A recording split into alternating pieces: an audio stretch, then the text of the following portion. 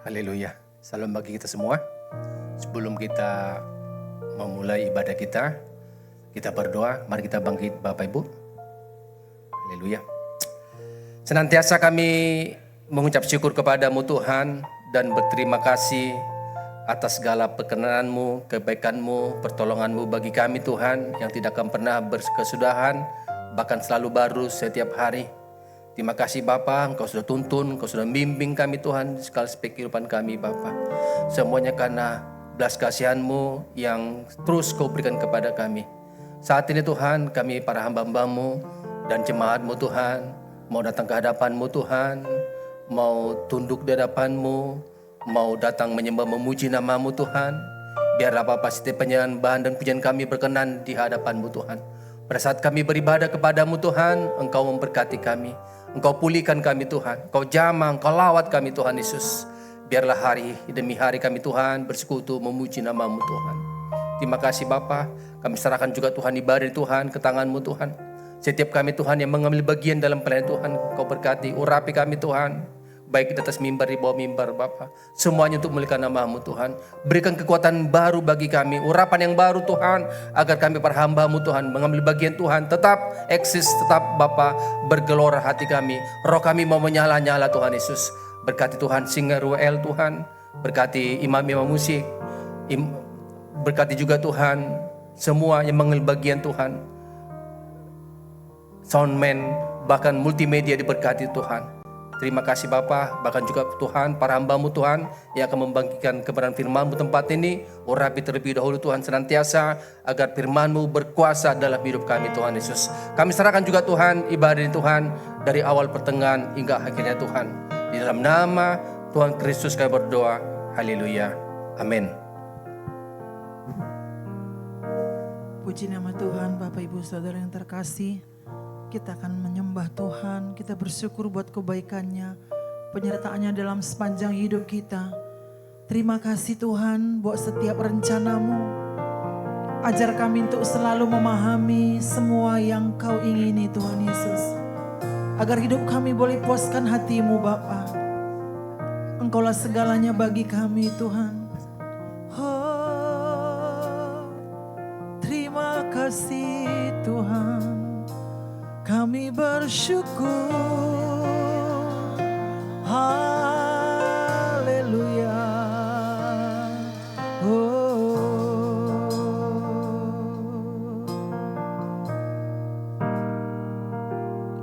Sering ku tak mengerti jalan-jalan-Mu Tuhan, bagai di belantara yang kelam.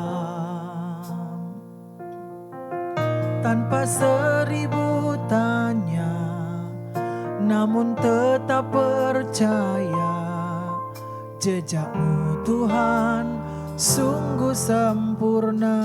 Dari awal sama-sama kita katakan, sering ku tak mengerti jalan-jalan-Mu Tuhan, bagai di belantara yang kelam. Tanpa seribu tanya, namun tetap percaya, jejak-Mu Tuhan sungguh sempurna. Ajarku memahami semua yang Kau ingini, agar hidupku puaskan hati-Mu. Aku rela sepenuh hati menghamba, kenakan diri, genapi karya-Mu. Lebih lagi kita katakan, biarlah Tuhan dimuliakan saat ini. Sering ku tak mengerti jalan-jalan-Mu Tuhan, bagai di belantara yang kelam. Tanpa seribu tanya, namun tetap percaya, jejak-Mu Tuhan sungguh sempurna. Ajarku memahami semua yang Kau ingini, agar hidupku puaskan hatimu. Bagimu aku rela sepenuh hati menghamba, serahkan diri genapi karyamu. Ajarku memahami semua yang Kau ingini, agar hidupku puaskan hatimu. Bagimu aku rela sepenuh hati menghamba, serahkan diri genapi karya. Angkat kedua tanganmu, katakan, ajarku memahami semua yang Kau ingini, agar hidupku puaskan hatimu. Bagimu aku rela sepenuh hati menghamba, serahkan diri genapi karyamu. Ajarku memahami semua yang Kau ingini, agar hidupku puaskan hatimu. Bagimu aku rela sepenuh hati menghamba, serahkan diri genapi karyamu. Serahkan diri genapi karyamu. Serahkan diri genapi karyamu.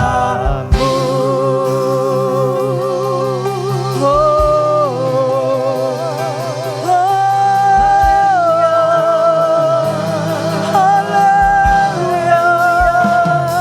Ajar kami mengerti setiap rencana-Mu Bapa.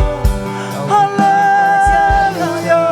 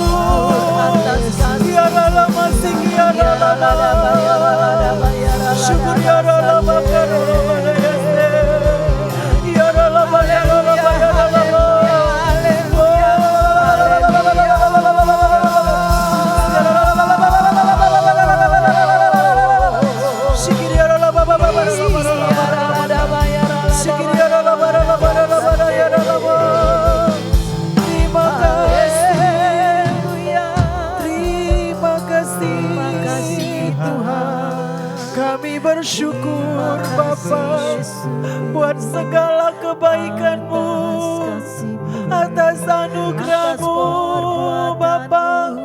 Terima kasih Tuhan, besar anugerah-Mu bagi kami, besar kebaikan-Mu Tuhan. Kami rasakan penyertaan-Mu, kami rasakan tuntunan-Mu di sepanjang hidup kami. Terima kasih Bapa. Bahkan kami ada sebagaimana kami ada hari ini semua karena berkat-Mu, semua karena kasih-Mu Tuhan. Terima kasih, syukur bagi-Mu. Terima kasih Bapa. Oh, aku ada hari ini karena Tuhan baik dan teramat baik bagi-Mu. Semua yang ku alami bersama-Mu ku lewati, indahnya kasih Tuhan seperti pelangi. Sehabis hujan, kami bersyukur ya Tuhan buat setiap kebaikan-Mu dalam hidup kami. Tuhan, sungguh ku bersyukur Kau menyertai hidupku selama ini. Bapa, ku berterima kasih untuk kasih setia-Mu yang tak pernah berakhir. Aku ada hari ini karena Tuhan baik dan teramat baik bagiku. Semua yang ku alami bersama-Mu ku lewati, indahnya kasih Tuhan seperti pelangi. Sehabis hujan,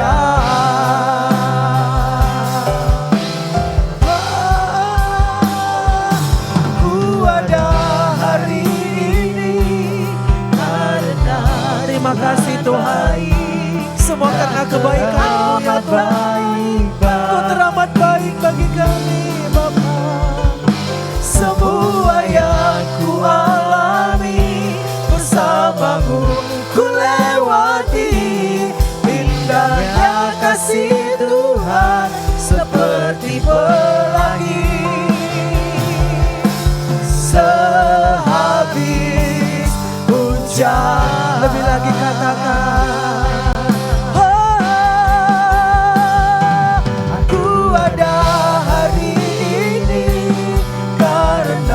Tuhan baik dan teramat baik bagiku. Semua yang ku alami bersama-Mu ku lewati, indahnya kasih Tuhan seperti pelangi. Sehabis hujan, indahnya kasih Tuhan seperti pelangi. Indahnya kasih Tuhan seperti pelangi. Indahnya kasih Tuhan seperti pelangi. Sehabis hujan. Mari berikan tepuk tangan yang meriah bagi Tuhan. Haleluya, haleluya.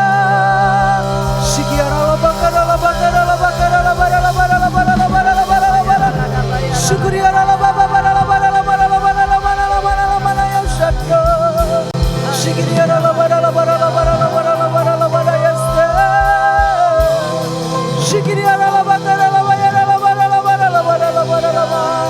Terima kasih buat kasih-Mu Bapa.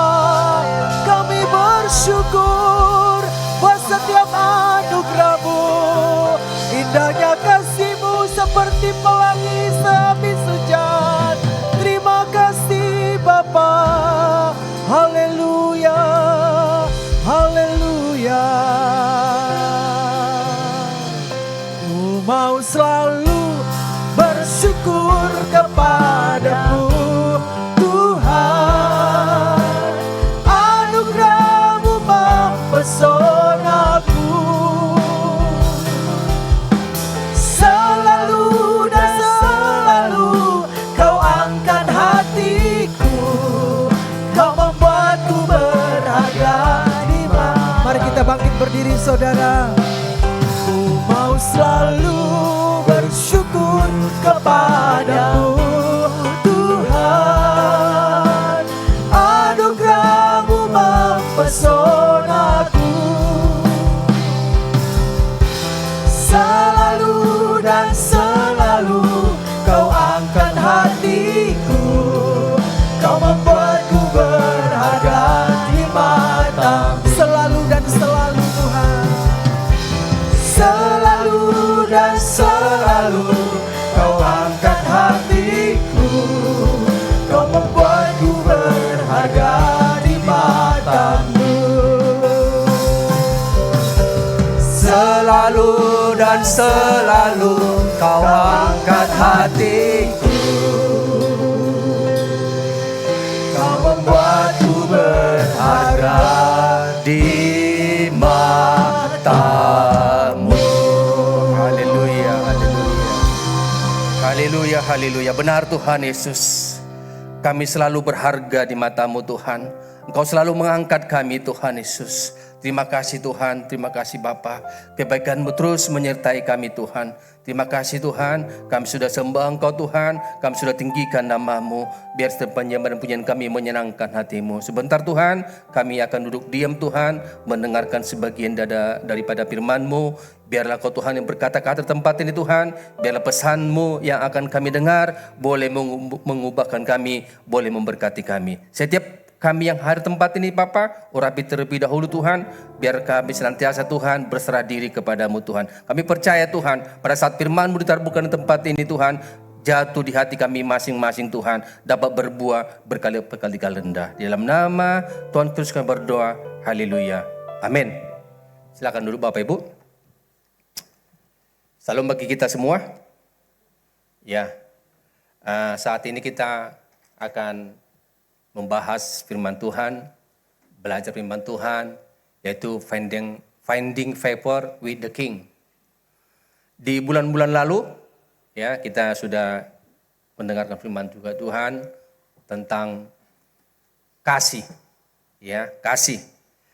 Dikatakan di Kolose 3 ayat 14 dikatakan, dan di atas semuanya itu kenakanlah kasih sebagai pengikat yang mempersatukan dan menyempurnakan. Jadi kemarin di bulan-bulan 2 tema kita mengenai kasih. Kasih yang dimaksud di sini adalah kasihnya Tuhan, agapao. Ya, agapao. Bagaimana Tuhan mengasihi kita. Ya. Tapi demikian juga kita harus juga mengasihi orang lain. Kasih ini harus kasihnya aktif, bukan kasih pasif. Kasih aktif berarti kita harus ada perbuatan kita, harus ada perlakuan kita. Jangan kasih itu hanya di bibir saja, kasih itu jangan di perkataan-perkataan saja. Tapi kasih itu hendaknya kita lakukan. Sama seperti seseorang yang perjalanannya ya dari Jericho, pada saat dia mengalami aniaya, ya, mengalami perampokan, mengalami pemukulan terhadap dia, tapi semua yang melihat dia mencibir, semua yang melihat dia tidak ada satupun yang menolong dia. Dan pada saat itu kebetulan lewat seorang ahli Taurat, di mana ahli Taurat tersebut, ya, melihat orang yang kena rampok tersebut, Tapi ahli Taurat tersebut diam dan tidak melakukan apa-apa dan membiarkan bahwa si kena rambut tersebut tidak ditolongnya. Berarti dia melakukan kasih yang pasif, tidak ada perbuatan.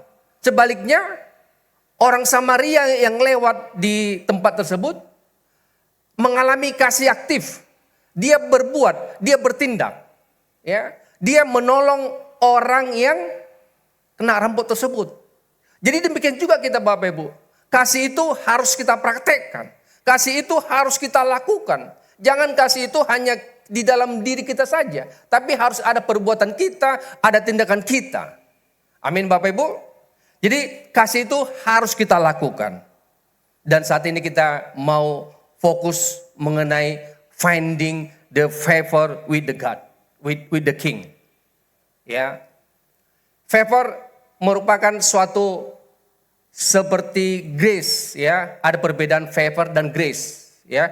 Kalau grace itu benar-benar kasih karunia yang diberikan Tuhan kepada kita dengan cuma-cuma tanpa ada perbuatan kita. Seharusnya kita tidak layak untuk menerimanya, tapi Tuhan berikan kepada kita, yaitu kasih karunia, yaitu pengampunan. Tapi kalau favor, salah satu juga pemberian Tuhan kepada kita, tetapi harus ada perbuatan kita juga, harus ada tindakan juga. Sama seperti Daniel yang mengalami favor, mengalami perkenanan Tuhan bagi dia. Perbuatannya apa? Pada saat dia mengalami masalah, pada saat dia mau mengalami hukuman, pada saat dia dilarang berdoa, pada saat dia tidak menajiskan diri kepada makanan-makanan raja, makanan-makanan dunia, ya, semuanya itu dia tidak melakukannya. Ya, pada saat dia larang berdoa, dia tetap berdoa. Sekalipun ada hukuman bagi orang yang berdoa kepada Tuhan pada saat itu, ada hukuman, yaitu hukuman masuk ke gua singa. Ya, ada peraturan, selama 30 hari, seseorang harus berdoa kepada patung Nebukadnezar yang dibuat oleh Nebukadnezar pada saat itu. Ya, dan itu merupakan suatu statement, suatu pernyataan yang tidak bisa dilanggar. Tapi Daniel tidak mau kompromi dengan hal demikian. Dia mau taat kepada Tuhan. Dia mau sekalipun dia dilarang berdoa, dia tetap berdoa. Dan apa kenyataan Bapak Ibu? Pada saat dia berdoa dan pada saat itu juga dia dimasukkan ke gua singa. Dan saat dia masuk ke gua singa, dia tidak dimakan oleh singa. Itulah perkenanan Tuhan bagi Daniel. Sama seperti juga Esther saat ini Bapak Ibu. Ya, perkenanan Tuhan bagi dia. Dia diangkat dari orang yang tidak berguna menjadi orang yang berguna, yaitu menjadi ratu. Coba kita baca dulu di Esther 2 ayat 17. Esther 2:17 dikatakan di sana.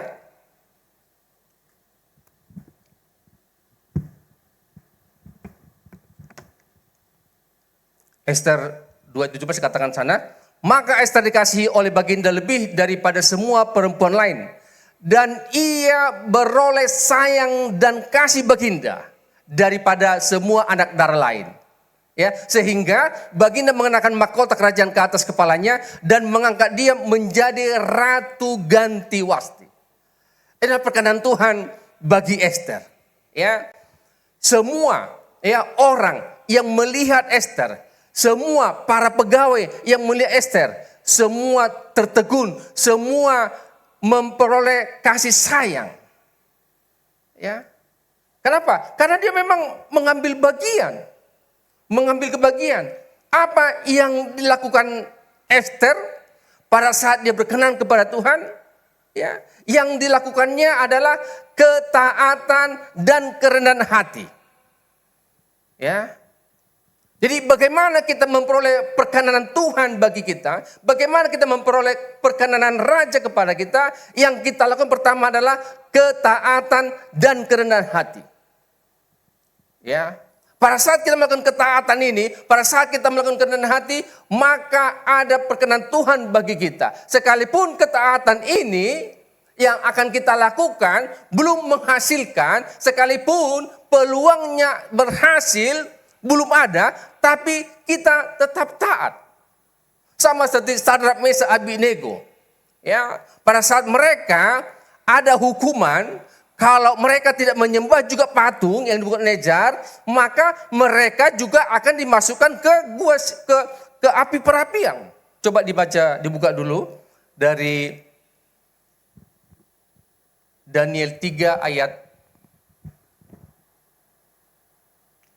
15.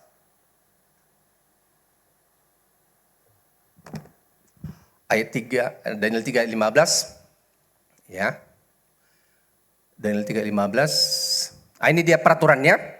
Ya. Sekarang jika kamu bersedia demi kamu mendengar bunyi sangkala, seruling kecapi, rebab gambus, serdam dan berbagai-bagai jenis bunyi-bunyian, sujudlah menyembah patung yang kubuat itu. Tetapi jika kamu tidak menyembah, kamu akan dicampakkan seketika itu juga ke dalam perapian yang menyala-nyala. Dan dewa manakah yang dapat melepaskan kamu dari perbuatan tanganku?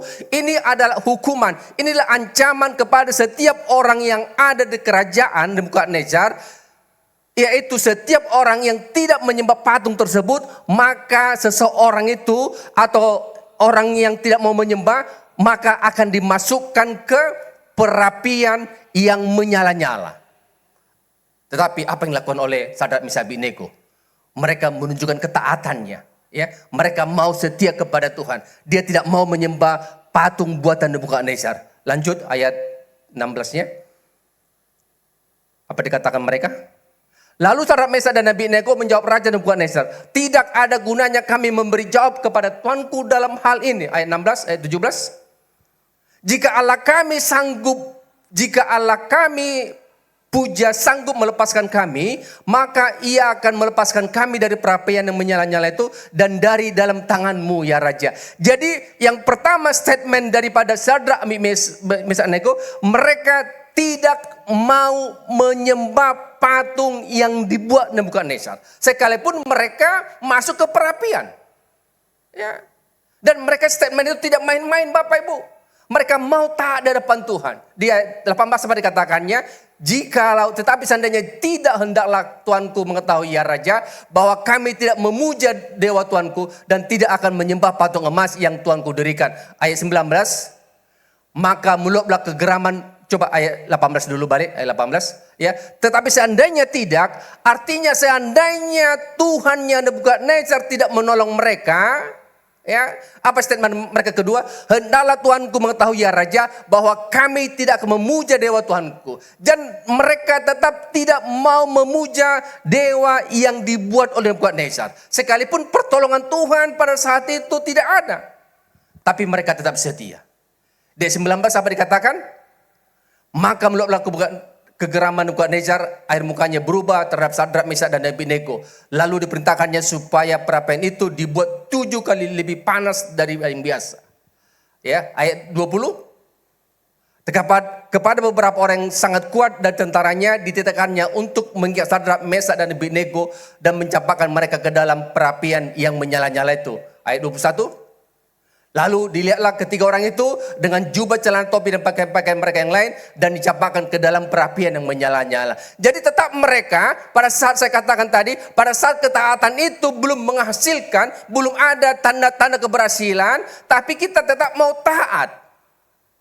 Apakah Sadrak, Mesak dan Abednego lepas daripada perapian tersebut? Tidak Bapak Ibu. Mereka tetap masuk ke perapian tersebut. Tapi pada saat mereka masuk ke perapian tersebut, mereka tidak dimakan oleh api tersebut. Mereka segar bugar di dalam perapian itu. Itulah artinya ketaatan itu. Sekalipun ketaatan itu belum menghasilkan apa-apa, tetap kita setia. Dan ketaatan itu harus kita lakukan. Dan jangan bersungut-sungut, jangan mengeluh. Bagaimana orang Israel pada saat mereka keluar dari Mesir, ya, mereka bersungut-sungut, mereka mengeluh. Sekalipun Tuhan menyertai mereka, sekalipun Tuhan memberkati mereka, Ya, pada saat mereka kekurangan makanan, Tuhan berikan roti manna. Pada saat mereka kekurangan air minum, Tuhan berikan air minum. Pada saat mereka kekurangan daging, Tuhan berikan puyuh, burung puyuh bagaimana. Tapi mereka tetap bersungut-sungut. Dan akhirnya dalam persungut-sungutan mereka itu, Tuhan hukum mereka. Umur 20 tahun ke atas yang tidak taat dimusnahkan di padang gurun. Ya, jadi kita Bapak Ibu harus taat. Taat. Bagaimana tadi kita lihat si Esther taat kepada pimpinannya, taat kepada yang mengasuhnya. Coba dibaca dulu Esther 2 ayat 12. Esther 2:12. Tiap-tiap hari berjalanlah Mordekai, ayat 12, maaf. Tiap-tiap kali seorang gadis mendapat giliran untuk masuk ke menghadap Raja Ahasiweros, dan sebelumnya ia dirawat menurut peraturan bagi para perempuan selama 12 bulan. Sebab seluruh waktu itu digunakan untuk pemakaian wangi-wangian. 6 bulan untuk memakai minyak mur, dan 6 bulan lagi untuk memakai minyak kasai serta lain wangi-wangian perempuan. Jadi Esther di sini taat dia kepada pengasuhnya. Esther taat kepada pimpinannya. Pada saat dia diperintahkan untuk merawat tubuhnya selama berapa tahun Bapak Ibu? Selama 1 tahun. Ya. Selama 1 tahun dia dikarantina. Selama 1 tahun dia berdiam diri. Selama 1 tahun dia tidak berhubungan dengan orang lain. Tetap dia taat di dalam Tuhan. Ya. Apa yang diperintahkan oleh pimpinannya, apa yang diperintahkan oleh atasannya, peraturan dan aturan demi aturan, Esther melakukannya. Ya. Kalau kita lihat daripada latar belakang Esther ini, ya, dia seorang buangan, dia seorang yatim piatu, dia seorang gadis desa yang mungkin dari segi statusnya dia adalah kaum marginal, kaum yang tidak diperhitungkan, tetapi dia mau taat kepada pimpinannya dan taat juga kepada Mordekai. Pada saat dia taat kepada pimpinan dan Mordekai, maka dia diberkati Tuhan. Tuhan angkat dia menjadi kepala, tidak menjadi ekor. Yang seharusnya dia tidak layak, tapi dilayakkan Tuhan dia menjadi ratu. Ya, jadi Bapak Ibu, kita harus taat di dalam kehidupan kita. Ya, di dalam gereja kita ini kita harus taat kepada gembala kita. Ya, apapun yang bertanyakan gembala kepada kita harus taat. Dan tidak bersungut-sungut untuk melakukannya. Kita harus melakukannya dengan sukarela dan sukacita. Amin Bapak Ibu. Jadi ketaatan ini sangat perlu kita lakukan atau kita praktekkan dalam kehidupan kita. Ada satu ilustrasi yang saya bagikan bagi Bapak Ibu, ya. Ada seorang raja yang sangat bermurah hati dan memimpin bangsanya, memimpin rakyatnya dengan begitu mengasihi, dengan begitu berhikmat. Setiap kebijakan, setiap keputusan yang dia jatuhkan kepada rakyatnya, semuanya tidak dengan sembarangan. Semuanya dia lakukan dengan keadilan. Dan semua rakyat, semua bangsa menyayangi daripada raja tersebut. Lalu suatu kali raja ada mengalami sakit penyakit. Ya, sakit penyakit, dan penyakitnya adalah sakit ginjal. Dan penyakit ginjal ini sudah membuat kesehatannya hari demi hari drop. Ya, lalu dia kumpulkanlah semua masyarakatnya ini, dia kumpulkan semua rakyatnya ini, lalu dia mengumumkan kepada seluruh rakyatnya. Semua rakyatku yang kucintai, saat ini raja mengalami sakit penyakit, yaitu ginjal. Menurut vonis daripada dokter, menurut vonis daripada tabib, ginjal saya ini harus diambil dan harus digantikan dengan ginjal yang baru. Sekarang pertanyaan saya kepada Bapak Ibu, anak-anak, semua rakyatku, siapa yang berkeinginan menggantikan ginjalku saat ini? Lalu semua masyarakat atau rakyat mengatakan, saya raja, saya tuanku, siap untuk memberikan ginjalku, dua buah ginjalku kuberikan kepada raja. Semua rakyatnya ini mengatakan demikian. Si raja bingung si raja ini. Ya, nggak mungkin semua ini kuturuti. Ya, yang kubutuhkan hanya satu pasang, kiri dan kanan. Oke, kata raja. Lalu raja membuat satu peraturan.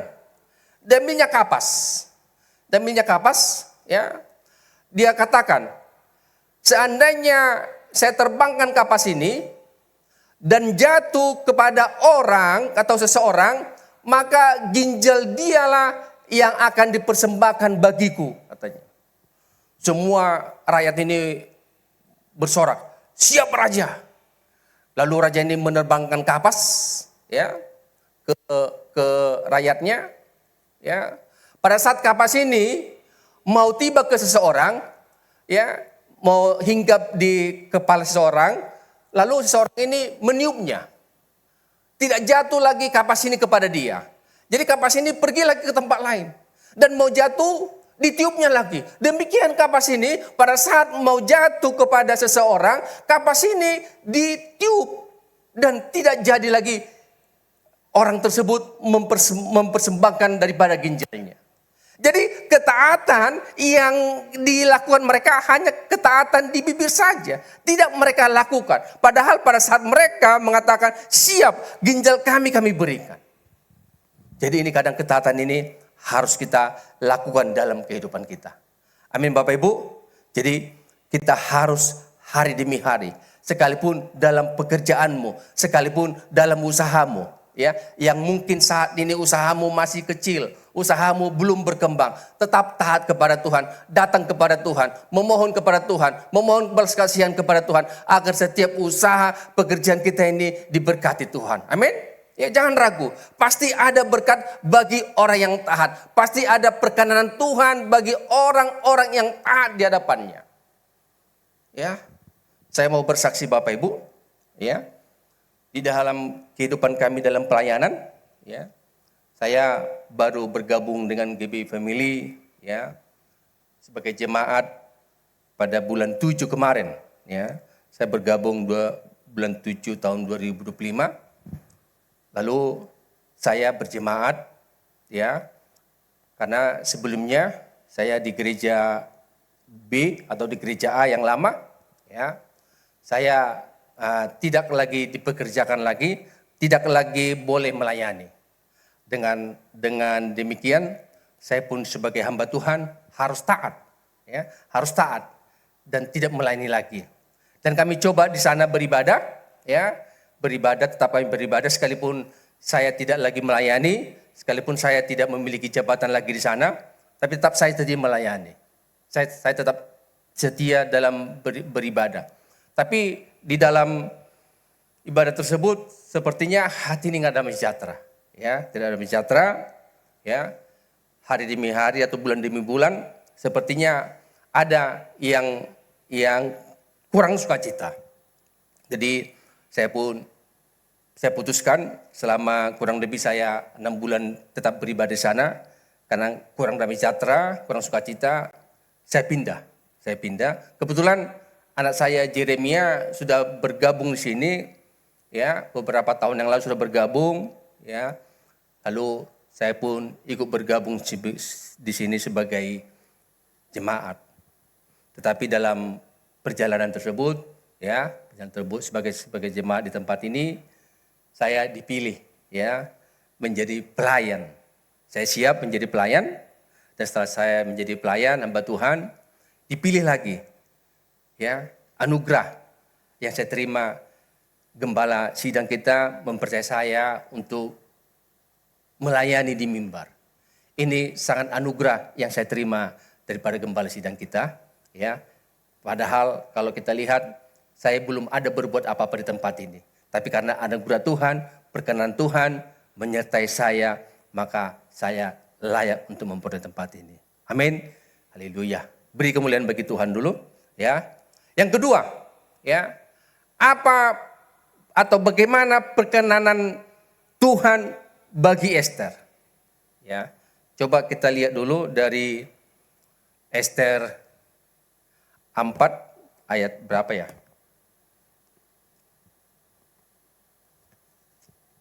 Ester 4 ayat 16 ya. Ester 4 ayat 16 dikatakan di sini, "Pergilah, kumpulkanlah semua orang Yahudi yang terdapat di Susan dan berpuasalah untuk aku. Janganlah makan dan janganlah minum 3 hari lamanya, baik waktu malam, baik waktu siang. Aku serta dayang-dayangku pun akan berpuasa demikian. Dan kemudian aku akan masuk menghadap raja, sungguh pun berlawanan dengan undang-undang. Kalau terpaksa aku mati, biarlah aku mati." Ya, yang dilakukan Ester yang kedua adalah rela berkorban. Ya, dikatakan sini, kalau terpaksa aku mati, biarlah aku mati. Ini suatu ketetapan yang memang mengandung resiko. Ya, kenapa? Pada saat seseorang, ya, sekalipun dia ratu, ya, menghadap raja dan raja tidak berkehendak, maka seseorang itu ataupun ratu akan dibunuh. Itu merupakan undang-undang. Tapi Ester tidak mau. Dia tidak mau mengambil posisi yang terenak, ya. Dia tidak mau mengambil hal-hal yang apa namanya? Yang tidak berkenan bagi dia. Ya, dia kan ngambil zona zaman seandainya dia tidak mau berkorban.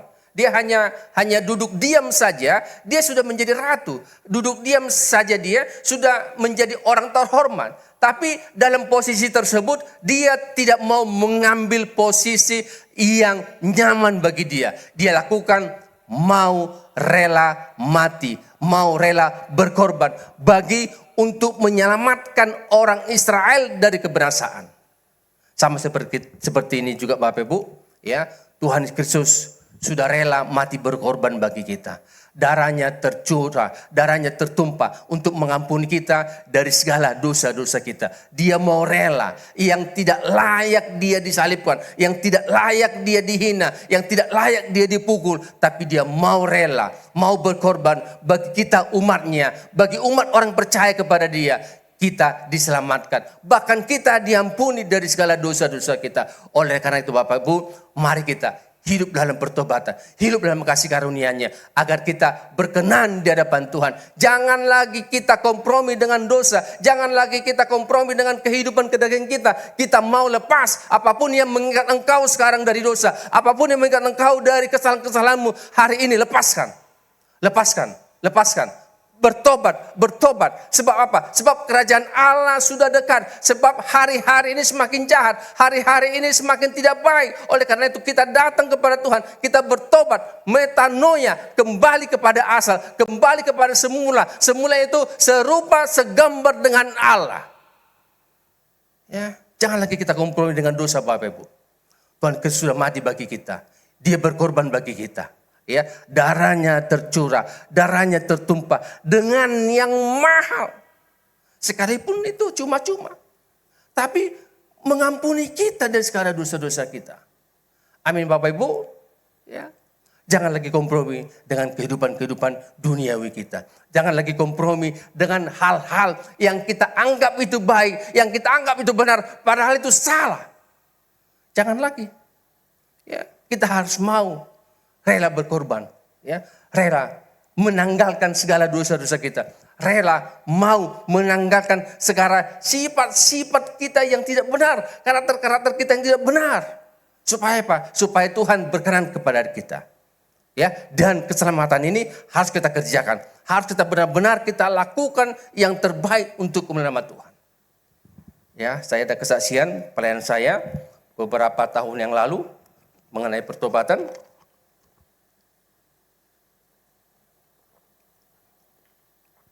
Di tahun 2023, ya, kami ada pelayanan ke salah satu rumah, ya. Si ibu ini berkata kepada saya, "Pak, ada adik saya sudah ditolak dari rumah sakit. Sudah tidak mampu rumah sakit lagi mengobati dia. Jadi Bu, iya, adik saya ini sekarang berada di rumah tanpa berdaya, tanpa ada lagi tenaga. Dia terbaring saja di rumah. Sakit apa Bu?" Saya bilang, dia bilang pada saat itu hanya penyakit biasa, ya, hanya alergi atau ada penyakit lambung. Dan saya sebagai hamba Tuhan, saya mau melayani, ya, karena jiwa-jiwa sangat berharga. Lalu kami ke rumahnya, ya, kami jumpai dia di sana, ya, dia terbaring Bapak Ibu, terbaring dia di tempat tidur dengan wajah yang kusam, dengan kulit yang kusam, dengan penampakan yang tidak biasanya seseorang, ini laki-laki Bapak Ibu ya, yang seseorang yang dia masih muda dan dia mengalami hidupnya sangat terpuruk saat itu saya lihat. Ya. Lalu kami ke sana, kami sharing dengan dia. Ya. Jadi kesimpulannya Bapak Ibu, ya, dia mengalami sakit penyakit AIDS, HIV. Ya, saya pada saat itu saya dengar, saya sangat terkejut. Saya terkejut dan sepertinya ada pembohongan. Kenapa? Karena awalnya si ibu ini cerita bahwa dia hanya penyakit biasa. Ya, tapi ternyata ada penyakit HIV dan penyakit HIV ini kita tahu ada penyakit menular. Dan sampai saat ini belum ada obatnya. Tapi karena kasih karunia Tuhan, karena pengenalan Tuhan, kami diizinkan bersama istri saya melayani dia. Ya, saya katakan kepada dia, anak muda, kau bertobat, ya, datang kepada Tuhan, minta ampun kepada Tuhan. Aku percaya penyakitmu akan sembuh. Saya bilang seperti itu. Lalu nangis dia sudah berkeluarga Bapak Ibu, dia sudah berkeluarga, ya, sudah punya anak satu, tapi keluarganya ini tinggal di Batam. Lalu dia nangis kepada Tuhan, saya bilang, nangismu bukan karena nangis kesedihan, kau nangis saat ini karena nangis pertobatan, saya bilang. Ya Pak katanya. Ya, lalu saya suruh berdiri, saya doakan dia, ya, karena badannya agak besar, ya, saya tumpang tangan bagi dia mau jatuh, saya tahan, ya, saya tahan, tapi dia menangis. Dia katakan, Pak, aku mau bertobat. Dia minta ampun kepada Tuhan, sujud di hadapan Tuhan, dan tinggalkan kebiasaan lamamu. Maaf Bapak Ibu, dia seorang homoseks dan dia berganti-ganti pasangan. Pasangan A, habis itu pasangan B. Sehingga dengan demikian dia tertular dari HIV. Tapi karena dia mau bertobat, dia mau datang kepada Tuhan, maka dia ada kesembuhan. Sebulan kemudian dia beribadah, ya, saya lihat wajahnya sudah mulai cerah, saya lihat dia penampakannya sudah mulai semangat, ya. Dan saya sebagai hamba Tuhan, ya, saya ada sedikit bersalah pada saat saya di salamnya, ya, saya hanya begini saja tanpa saya salam, ya. Kenapa? Karena saya takut juga, ya. Saya takut juga, ya, apakah dia masih ada HIV-nya, tapi karena dia mau beribadah, saat itu saya pun bersuka cita. Ya, jadi itulah perkenanan Tuhan kalau kita bertobat. Jadi Bapak Ibu, kita harus bertobat dalam kehidupan kita. Ya, jangan lagi kita mau, ya, dosa kita itu kita rangkul. Jangan lagi kita mau dosa itu kita peluk. Tapi biarlah dosa itu kita hilangkan dari kehidupan. Apapun kesalahan kita atau apapun dosa-dosa kita saat ini, kita mau tinggalkan. Ya, kita metanoia, kembali ke semula agar kita serupa segambar dengan Tuhan. Amin Bapak Ibu. Jadilah khotbah kita hari ini, biarlah semua dapat dikuatkan dengan kebenaran firman Tuhan ini. Mari kita berdoa. Bapa di sorga, kami boleh bersyukur Tuhan pada saat ini kami boleh diajar akan kebenaran firman-Mu Tuhan. Biar kami senantiasa berkenan di hadapan-Mu Tuhan.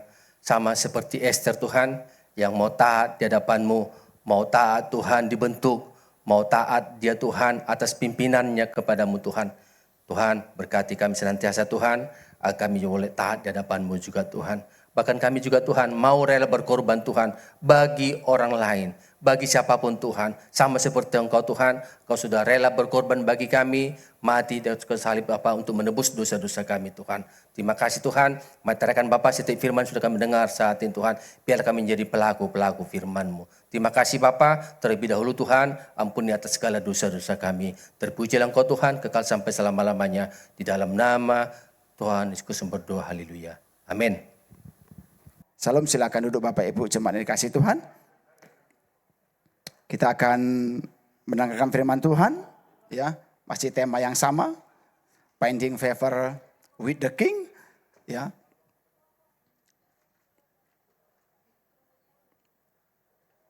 Nah, kita belajar dari kitab Ester yang menjadi ayat emas kita dari Ester 2 ayat 17. Maka Ester dikasih oleh baginda lebih daripada semua perempuan lain, dan ia beroleh sayang dan kasih baginda lebih daripada semua anak dara lain, sehingga baginda mengenakan mahkota kerajaan ke atas kepalanya dan mengangkat dia menjadi ratu ganti Wasti. Ester 5 ayat 2. Ketika raja melihat Ester, sang ratu berdiri di pelataran, berkenanlah raja kepadanya, sehingga raja mengulurkan tongkat emas yang di tangannya ke arah Ester, lalu mendekatlah Ester menyentuh ujung tongkat itu. Nah, Bapak Ibu jemaat yang dikasihi Tuhan. Nah, hari ini kita belajar daripada kitab Ester, yang dimana Ester itu menerima perkenanan dari raja. Bagaimana Ester menerima perkenanan dari raja dan ia diangkat menjadi ratu. Nah, kita lihat dulu perkenanan. Apakah itu perkenanan? Perkenanan keadaan di mana Allah menyetujui, menyenangi, dan melimpahkan kemurahan berkat atas hidup seseorang karena ketaatannya, karena imannya, dan karena integritas. Nah, Bapak Ibu jemaat yang dikasihi Tuhan, maka kalau kita membaca kitab Ester dan kita melihat arti dan makna perkenanan itu, yaitu Tuhan itu senang, Tuhan itu suka akan kehidupan seseorang yang taat kepadanya, yang memiliki iman kepadanya dan memiliki integritas. Artinya kalau kita membaca kitab Ester, kita menemukan ketiga hal ini di dalam hidup dan di dalam diri Ester. Nah, kita belajar daripada Ratu Ester bagaimana dia bisa memperoleh perkenanan raja. Bagaimana raja itu bisa memilih Ester menjadi ratu ganti Wasti. Begitu banyak yang lain, begitu banyak saingan Ester waktu itu. Nah, kita melihat yang pertama itu dari Ester. Yaitu yang pertama itu, Ester itu memiliki sikap hati yang baik. Karena Ester memiliki sikap hati yang baik, maka dia dikasihi dan disayangi oleh seluruh orang ketika itu. Termasuk Hegai yang diangkat menjadi kepala perempuan oleh raja. Nah, kenapa Ester itu mendapat kasih? Karena dia memiliki sikap hati yang baik. Apa sikap hati yang baik itu? Ester mau mendengar nasihat. Ya kan? Jadi kalau orang memiliki sikap hati yang baik itu, dia selalu menghargai dan mau mendengar sebuah nasihat dari siapapun. Yang pertama, Ester itu mendengarkan nasihat pamannya itu Mordekai. Yaitu janganlah kau sebutkan asal usulmu, dari mana kebangsaanmu. Dan yang kedua itu dia mendengarkan nasihat Hegai sebagai kepala perempuan yang diangkat oleh raja. Nah, apa maknanya Bapak Ibu jemaat yang dikasihi Tuhan? Nah, Hegai ini kan orang yang diangkat menjadi kepala seluruh perempuan di kerajaannya. Tentulah Hegai ini mengerti bahwa Hegai ini tahu apa yang diinginkan Tuhan, apa yang menjadi kehendak Tuhan. Apa sih kriterianya raja ini? Pastilah Hegai ini mengetahuinya. Oleh sebab itu Ester mau mendengar nasihatnya. Sama dengan juga kita dalam kehidupan kerohanian kita. Kita perlu yang namanya nasihat. Kita perlu yang namanya penasehat. Apalagi kalau kita berbicara tentang Hegai. Hegai yang mengerti hati raja. Karena Hegai itu dekat dengan raja. Raja yang mengangkat Hegai. Raja Ahasiweros itu yang mengangkat Hegai untuk menjadi kepala perempuan. Makanya Hegai itu tahu hati raja. Nah, oleh sebab itu kita juga perlu mendengarkan nasihat dari orang-orang yang dekat dengan Tuhan. Orang-orang yang mengerti kehendak Tuhan, orang-orang yang mengerti kehendak raja. Ya kalau sekarang itu teman-teman seiman kita, pemimpin-pemimpin rohani kita, ya kan? Orang-orang yang dekat dengan Tuhan, orang-orang yang senantiasa bersandar kepada Tuhan, orang-orang yang senantiasa mempelajari firman Tuhan. Tentulah kita mau mengikuti arahannya. Kenapa Ester yang dipilih? Karena dia mau diarahkan oleh Hegai. Karena Hegai ini mengerti hatinya raja dan kehendak raja. Ester diarahkan oleh Hegai supaya dia mengerti apa yang menjadi keinginan raja. Kita baca ayatnya yuk.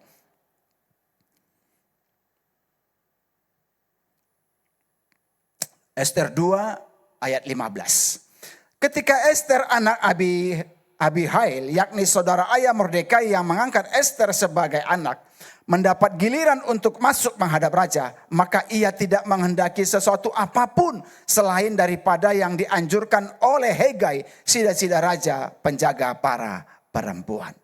Nah, kalau kita melihat ya, waktu pemilihan ratu itu, bahwa seluruh wanita-wanita yang terbaik dari seluruh kerajaan Ahasiweros, waktu itu dia memimpin 127 daerah, begitu banyak, mungkin sampai ribuan, kita tidak tertulis dalam Alkitab.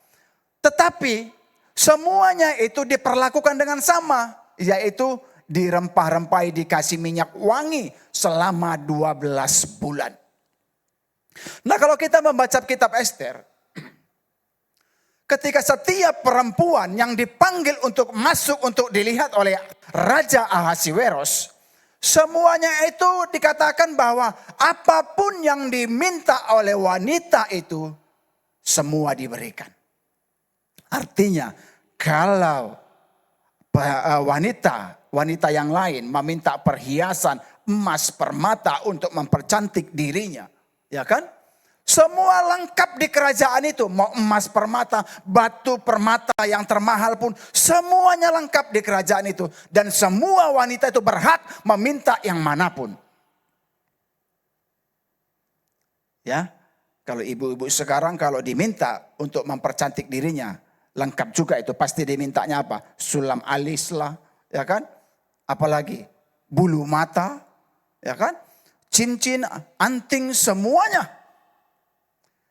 Tetapi Ester, dia hanya mau mengikuti saran Hegai yang mengerti hatinya raja.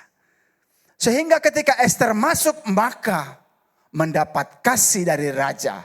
Maka dia beda dengan perempuan-perempuan yang lain. Ya kan?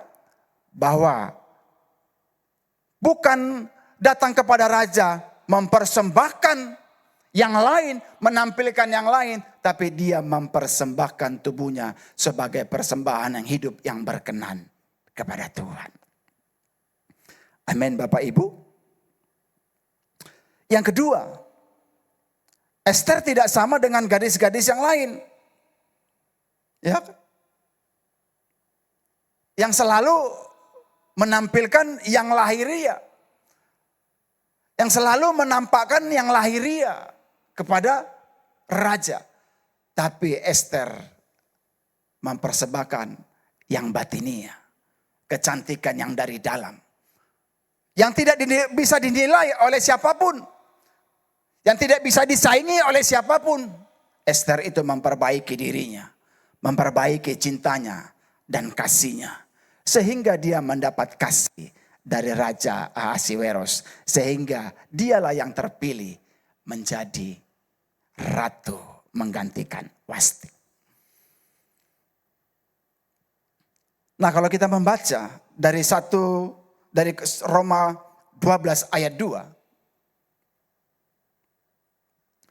Janganlah kamu menjadi serupa dengan dunia ini, tetapi berubahlah oleh pembaruan budimu, sehingga kamu dapat membedakan manakah kehendak Allah, apa yang baik, yang berkenan kepada Allah, dan yang sempurna. Nah, Ester ini mengerti ini. Dia tidak mau sama dengan wanita yang lain. Tapi dia mau pilih, yaitu nasihat Hegai. Dia berubah oleh pembaruan budinya. Sehingga dia tahu mana membedakan yang baik, yang berkenan. Mana kehendak raja, yang tidak dikehendaki raja. Dia tahu. Sehingga dia mendapat kasih dan perkenanan Tuhan.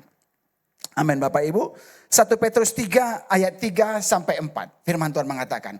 Perhiasanmu janganlah secara lahiriah. Yaitu dengan mengepang-ngepang rambut. Memakai perhiasan emas atau dengan mengenakan pakaian yang indah-indah.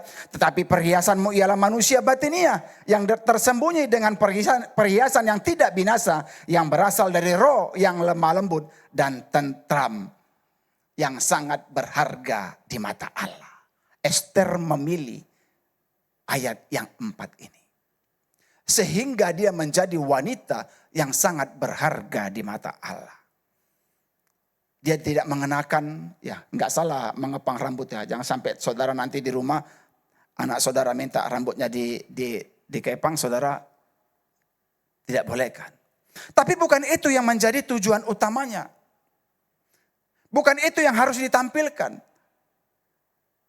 Karena Ester tahu kehendak raja dan hati raja, yaitu perhiasan batinia, cantik yang dari dalam, yang membuat damai, tentram hati, penuh kelemah lembutan, penuh dengan kasih sayang, itu yang dicari raja. Maka itulah yang dipersembahkan. Ketika masuk, Ester dipanggil oleh raja, dan raja melihat itu semua ada dalam diri Ester, sehingga inilah orang yang tepat untuk menggantikan Ratu Wasti. Sehingga dapat dia mendapatkan perkenanan dari raja. Nah, yang kedua, Bapak Ibu, bagaimana Ester beroleh perkenanan dari raja? Yang kedua itu,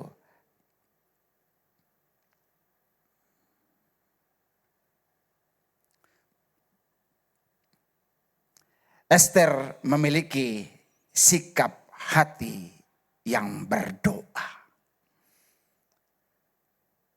Ester itu memiliki sikap hati yang berdoa. Kita baca dari Ester 4 ayat 15 sampai 16. Maka Ester menyuruh menyampaikan jawab ini kepada Mordekai.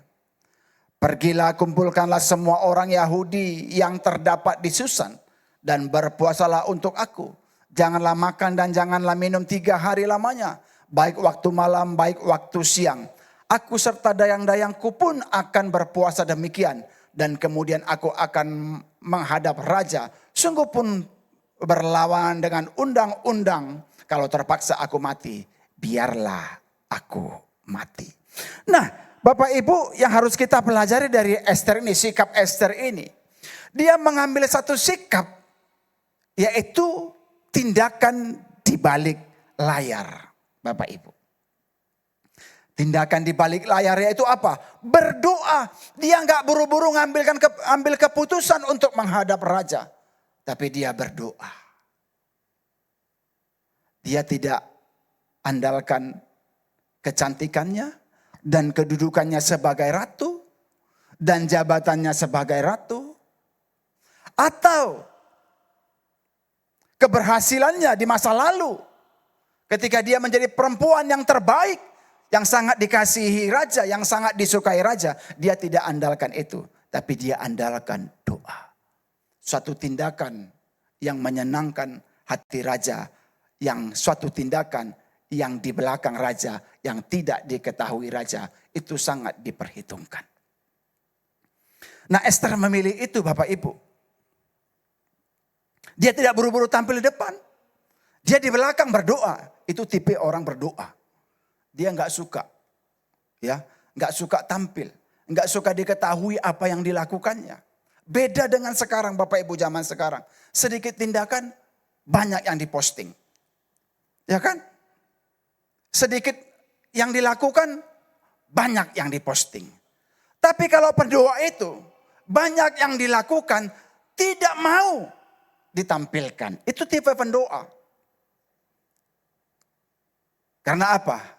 Dia mau jawaban itu hanya daripada Tuhan. Dia mau pujian itu hanya daripada Tuhan. Dia mau tujuan doanya itu dijawab Tuhan. Yang terpenting bangsaku dan negaraku diselamatkan Tuhan. Bukan pribadiku. Itulah berdoa, Bapak Ibu. Sehingga ketika Esther berdoa dan berpuasa, disitulah letaknya habis-habisan dia berjuang. Dia bersekutu intim dengan Tuhan, berharap sepenuhnya kepada Tuhan. Karena ketika dia waktu mau menghadap raja, hanya satu undang-undangnya. Kalau raja tidak berkenan, hukuman mati. Tidak bisa ditawar-tawar kembali. Nah, Bapak Ibu, kita baca dari Matius 6 ayat 6. Tetapi jika engkau berdoa, masuklah ke dalam kamarmu, tutuplah pintu dan berdoalah kepada Bapamu yang di tempat tersembunyi. Maka Bapamu yang melihat yang tersembunyi akan membalasnya kepadamu. Esther mengambil suatu sikap yang berdoa. Tidak pekerjaan yang tidak ditampilkan, yang tidak diposting, yang tidak ditunjukkan kepada raja. Tapi dia bersembunyi, dia tahu. Yang kulakukan ini adalah hal yang akan menjawab setiap seruan dan doaku. Ayat 16-nya. Dan apabila kamu berpuasa, janganlah muram mukamu seperti orang munafik. Mereka mengubah air mukanya supaya orang melihat bahwa mereka sedang berpuasa. Aku berkata kepadamu, sesungguhnya mereka sudah mendapat upahnya. Nah, Bapak Ibu jemaat yang dikasihi Tuhan. Inilah sikap Esther yang pertama tadi, memiliki kebaikan hati. Sikap hati yang baik, mau diarahkan, mau mendengar nasihat. Orang yang mengerti kehendak raja sehingga dia berhasil dan dia dikenan oleh raja, diangkat oleh raja. Kenapa raja itu berkenan mengulurkan tongkat emas kepada Esther? Karena Esther itu mengandalkan Tuhan, berdoa. Dia tidak mengandalkan kehebatannya. Dia tidak mengandalkan bahwa dia orang yang paling disayang raja. Dia tidak mengandalkan bahwa dia orang yang nomor 2 setelah raja yaitu ratu. Dia enggak andalkan itu. Tapi dia tetap rendah hati mengandalkan Tuhan. Sehingga raja memberikan perkenanan kepada Esther. Nah, dari hal ini kita belajar Bapak Ibu bahwa doa, bahwa tindakan yang dibalik layar itu, yang di belakang itu, yang tidak pernah diekspos, yang tidak pernah diberitakan, itu sangat luar biasa. Bahwa Esther itu sanggup karena doanya, dia sanggup mengubah satu undang-undang dalam satu negara, yaitu negara yang begitu luas, 127 daerah, dan undang-undang itu boleh diperbaharui karena satu sikap hati yang berdoa dan berpuasa kepada Tuhan.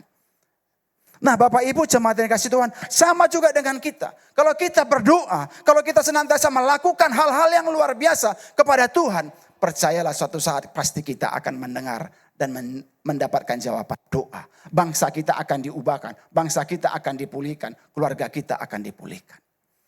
Nah, Bapak Ibu, jemaat yang dikasihi Tuhan, inilah sikap Esther yang perlu kita teladani supaya kita mendapat perkenanan kepada Tuhan. Yang selanjutnya, yang ketiga, sikap hati yang menyenangkan hati raja.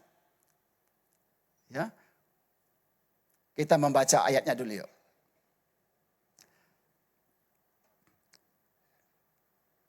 Tujuan Esther itu menyenangkan hati raja. Tanya raja kepadanya, apa maksudmu hai Ratu Esther? Dan apa keinginanmu? Sampai setengah kerajaan sekalipun akan diberikan kepadamu. Raja mengatakan, apa yang kau ingini, apa yang kau mau Esther, semuanya akan diberikan kepadamu. Setengah dari kerajaan ini pun akan diberikan kepadamu. Biasanya kalau wanita dikasih yang seperti itu lulu, ya kan? Langsung cepat-cepat, iyalah raja. Yang mana, yang daerah mana yang kau ambil? Yang daerah-daerah yang banyak sawitnya lah, yang banyak kelapa karetnya lah, yang banyak emasnya lah. Di Aceh lagi banyak emas, itulah daerah yang kupilih. Biasanya kan kalau wanita kan seperti itu. Makanya wanita-wanita yang lain itu nggak dipilih oleh raja. Orang apa saja yang diminta waktu itu diberikan. Dia minta permata, dia minta batu yang paling mahal, batu permata yang paling mahal, emas, berlian. Ternyata dia nggak dipilih. Tetapi Esther ini memiliki suatu sikap hati yang baik. Sudah ditawari pun, malah dia jawab Esther apa? Jawab Esther, jikalau baik pada pemandangan raja, datanglah raja kiranya raja dengan Haman pada hari keperjamuan yang diadakan oleh hamba bagi raja. Artinya Bapak Ibu bahwa Esther ini ya rindu menyenangkan hati raja, rindu untuk berfellowship ya untuk raja. Bergaul karib dengan raja, mengerti hati raja, enggak buru-buru dia.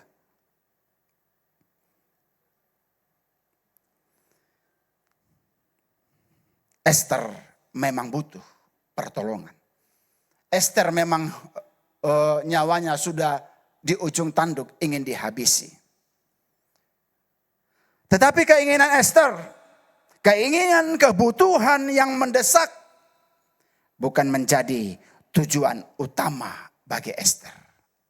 Kadangkala Bapak Ibu, janji Tuhan begitu luar biasa dalam kehidupan kita. Aku akan memberikan hidup dalam segala kelimpahan bagimu. Dan berkat akan dicurahkan bagimu. Tapi seringkali kita datang kepada Tuhan. Itu yang menjadi tujuan utama kita. Tapi Esther memilih menyenangkan hati Tuhan. Mengerti kehendak Tuhan. Bukankah kita demikian Bapak Ibu? Kalau kita mengalami suatu persoalan yang berat. Kita perlu jawaban doa yang mendesak. Kita perlu. Tetapi Esther keinginannya, kebutuhannya yang mendesak bukan menjadi tujuan yang utama, melainkan menyenangkan hati raja. Itu yang menjadi tujuan Esther. Nah, oleh sebab itu dalam ketiga hal ini, maka Esther itu mendapat perkenanan raja. Sehingga terjadilah pembalikan keadaan. Haman yang berlimpah-limpah harta dan kepercayaan dan otoritas dari raja. Maka itu semuanya diberikan kepada Ratu Esther. Karena Esther beroleh perkenanan raja dan mendapat menyenangkan hati raja. Sehingga raja memberikan segalanya kepada Esther. Nah Bapak Ibu jemaat yang dikasih Tuhan, demikian juga kita. Marilah kita bersama-sama. Banyak memang kebutuhan kita. Banyak memang persoalan kita. Tetapi biarlah menyenangkan hati Tuhan.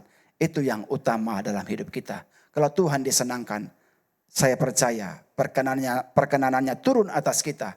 Dan kita diberkati. Segala kebutuhan, segala apa yang kita perlu diberikannya kepada kita. Amin Bapak Ibu. Nah puji Tuhan Bapak Ibu. Dalam 3 hal ini kita boleh belajar dalam Esther. Mengapa Esther itu boleh mendapat perkenanan raja. Boleh diangkat menjadi ratu.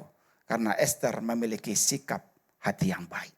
Mau diarahkan, dengar nasihat. Ya kan? Yang kedua itu selalu dia berdoa. Gak perlu sama dia kebaikannya itu harus diketahui semua orang. Biarlah Tuhan saja yang mengetahui segala kebaikan yang kita lakukan. Maka Bapa yang di sorga yang tempat yang tersembunyi itu akan membalaskannya kepada kita. Sehingga kita dapat perkenanan kepada Tuhan. Yang terakhir itu memiliki sikap hati yang menyenangkan hati raja. Mari kita miliki ketiga hal ini. Memiliki sikap hati yang baik di hadapan Tuhan, di hadapan sesama. Mari kita memiliki sikap hati yang berdoa. Yang tak perlu tampil, yang tak perlu kita supaya dipuji orang lain. Yang ketiga itu, mari kita berlomba-lomba memiliki sikap hati yang menyenangkan hati Tuhan. Saya percaya dalam ketiga hal ini kita akan mendapat perkenanan Tuhan dimanapun kita berada. Dan Tuhan akan melimpahi kita dengan anugerah, kemurahan dan berkatnya. Puji Tuhan, amin. Mari kita bersatu di dalam doa. Terima kasih Tuhan, kami mengucap syukur buat menara doa kami hari ini. Kamu telah menyampaikan kebenaran firman-Mu.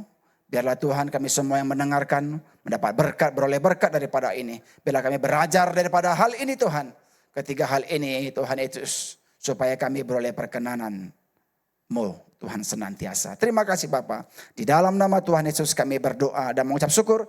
Bersama-sama kita katakan amin. Puji Tuhan, Tuhan memberkati. Mari kita berdoa, kita tutup ibadah kita. Terima kasih Tuhan buat menara doa kami pagi siang hari ini, Tuhan telah berkati. Terima kasih, kami percaya setiap seruan dan doa-doa kami naikkan kepadamu. Tuhan berkati. Berkatilah Tuhan Yesus kegiatan gerejamu dalam sepekan ini. Tuhan berkati dengan damai sejahtera. Tuhan sertai senantiasa. Tuhan berkati gembala sidang kami, Bapak Pendeta, Dr. Lugimin Ajis MTH dan Ibu Rosida. Berkati dengan kesehatan, kekuatan umur yang panjang. Berkati Tuhan Yesusku dengan hikmat marifat daripada Tuhan dalam mengembalakan sidang Tuhan ini.